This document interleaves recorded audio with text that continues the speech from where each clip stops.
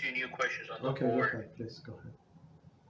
So the first one says, Shalom Kol Rav, thank you for the shiur. Question: when Torah tells us you shall love Hashem your God with all your heart, with all your soul, and with all your resources, why does it mention the heart before the soul?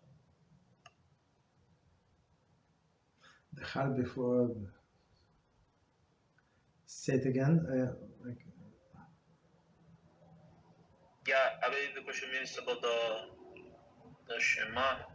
Yeah, it's Shema. Yeah, but it says why does the Shema mentions the heart before it mentions the soul? Oh, because that's a famous question. So the heart is physicality, right? So why so physicality for some people, they're ready to give up their life before they give up the resources actually. So the money is for them is more important than their life. You see many people, they kill themselves at work, right? So they do not concern about the health, and so like people they do like some like dusty work without a mask. I say, you normal?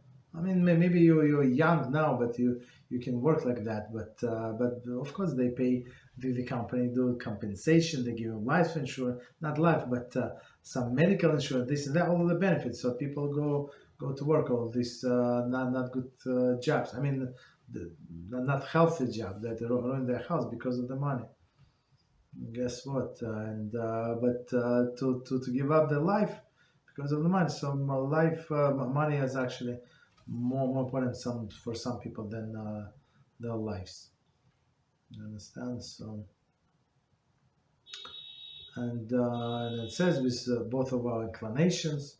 So with good inclination, bad inclination, meaning have to make our bad inclination actually work for our good, right? So we learn in Kitzur Shulchan Aruch that we have to make whatever we do in our life have to be like dedicated to Hashem, to the service of Hashem, even with like physical acts, like with eating, sleeping, and other things. Okay, what else?